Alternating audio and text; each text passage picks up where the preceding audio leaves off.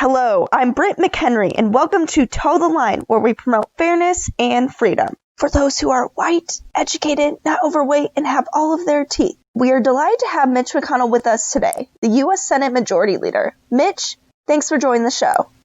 Mitch.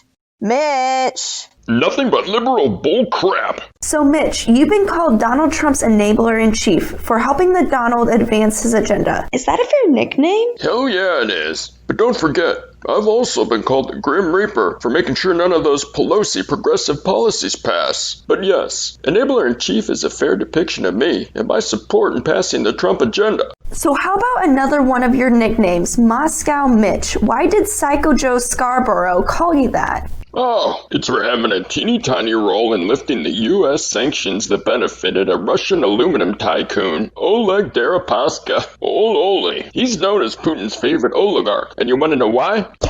Yes. It's because he's one of the richest men in the world. He was number 9 at one point. Well, I get a bill blocked in the Senate that leads to lifted sanctions on Rusal, the aluminum company Ole founded. And guess what happens next? What? Presto! 3 months later, Rusal announced plans to provide a $200 million investment in a new aluminum plant in my home state of Kentucky. Now how's that for manipulating the fine dolts of Kentucky with a little Russian mob money? Shrewd. Very shrewd. So, Moscow Mitch, can you explain the connection that Oleg Deripaska had with Paul Manafort, who was Trump's campaign manager? I mean, Manafort? The campaign manager who is a convicted felon and is in jail for tax and bank fraud? And who had an annual $10 million contract with Deripaska to promote Russian interests in the U.S.? And then you have Deripaska, who has close ties to the Kremlin. He married Boris Yeltsin's daughter and was Yeltsin's advisor and is close to Vladimir Putin. Can you explain these relationships and their parts in business and governmental corruption? Of course I can. But look, it's way too complicated for the normal person, let alone Kentuckians, to understand. It's rocket science, not a headline, so there's no way people will take the time to understand it. So true. So, Putin and his intelligence officials, they're such nice people. They would never collude with the Trump campaign to swing the election, right? Duh. I mean, sabotaging our presidential election? Duh. Through hacking emails from the DNC? Duh. Clandestine social media operations? Duh. And penetrating state voting infrastructure? Duh. It just didn't happen, right? Yeah. Now listen, if Trump takes the Ruskies' word for it over U.S. intelligence officials, well, I do too. People came to me, Dan Coates came to me, and some others. They said they think it's Russia. I have President Putin. He just said it's not Russia.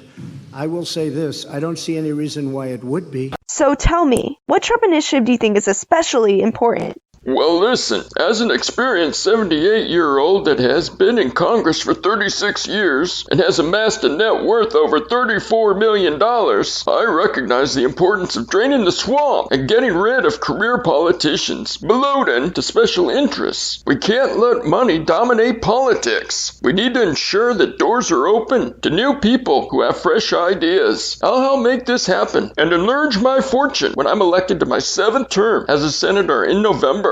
Wow, from a middle-class upbringing to a net worth of over $34 million? I didn't know being a politician was so lucrative. Well, look, the salary of the Senate Majority Leader is a measly $194,000. But there are all kinds of ways to make money if you're an unprincipled, lifelong politician. And trust me, I am an unscrupulous, lifelong politician. And that is why I'm also known as Rich Mitch. So, Mitch, I'm dying to know, in your 36 years in the Senate, what is the thing you're most proud of? Well, after blocking as many Obama judicial nominees as I could as the minority leader through my record use of the Filled with Bluster, once I became the majority leader in 2014, I've helped install nearly 200 young conservative judges. They have life terms, so stocking the judiciary has been my legacy project. Of course, the judicial home run was stealing a Supreme Court seat from the Democrats, not bringing the Merrick Garland nomination to vote in the Senate before the last election. And it was submitted 293 days before the election. Can you elaborate on that? What grounds or precedent allowed you to reject the vote? Well, Brett, that's a genius of it. There was none. I did it because I could. It was putrid politics, but look, it worked in our country's favor. So now we are 46 days before the election. If a Supreme Court justice were to die tomorrow, What would you do with that seat? We'd fill it. We'd fill it. what do you say to people who say that is hypocritical? Well, look, let me tell you. The fact of the matter is, at the end of the day, it is what it is. Great answer. Britt, fair and balanced. Remember our facade, fair and balanced. Mitch, those nasty Democrats have called you an amoral politician without principles and a career politician whose priority is to increase your own power rather than improving things for your constituents in Kentucky. And in addition to all of that, they say you're a smug jerk. How do you respond to that? Now, Britt, even you, one of the sweetest people in the world, has been falsely criticized for acting like a jerk. But the fact is, I've been a highly effective senator for the Commonwealth of Kentucky, which is ranked 40th of all states when combining the economy, healthcare, education, and a few other things. And that includes being 45th for our fiscal stability, 44th in healthcare, 38th in education, and 47th in poverty. With a track record like that, there's no doubt I'll be reelected. So, you and Donald have an unlikely alliance called Plutocratic Populism.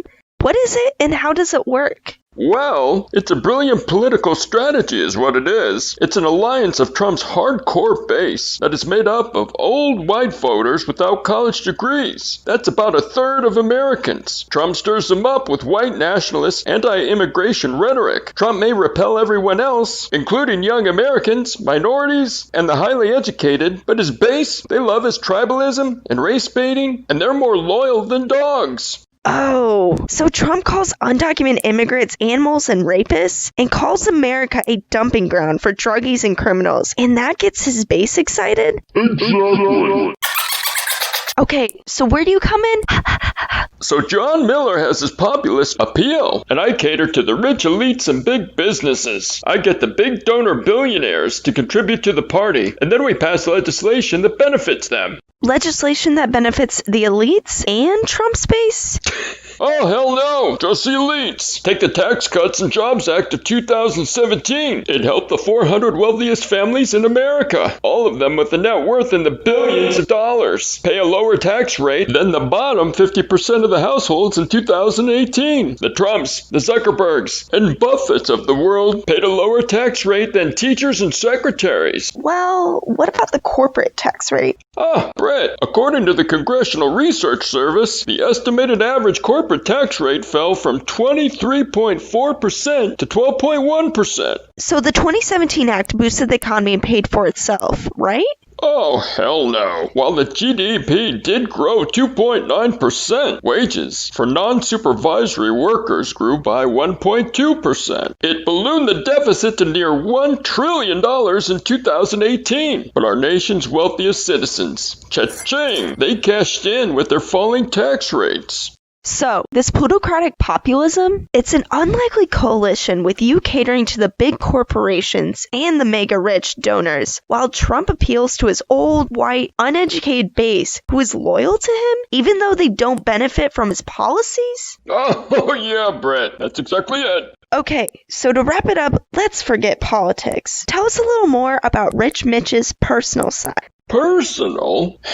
Well, Britt, 1993 was a special year because I got married to Elaine Chao, a daughter of James Chao, the founder of the Foremost Group, an international shipping company. It's a U.S. company, and over 70% of its freight that they ship goes to China. Father-in-law Chao has a net worth around $400 million.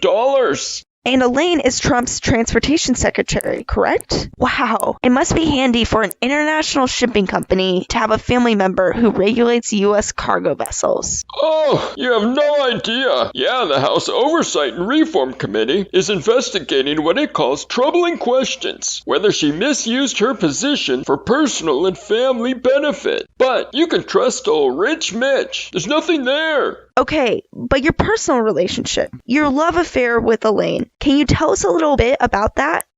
Well, I positively love how our fortune and power has soared since being together. With Elaine being Trump's transportation secretary, she's played a key role in paving the way for grants for Kentucky totaling over $78 million for some projects that just might help yours truly get reelected. No question. Well, Mitch, we need to wrap it up. It has been a pleasure.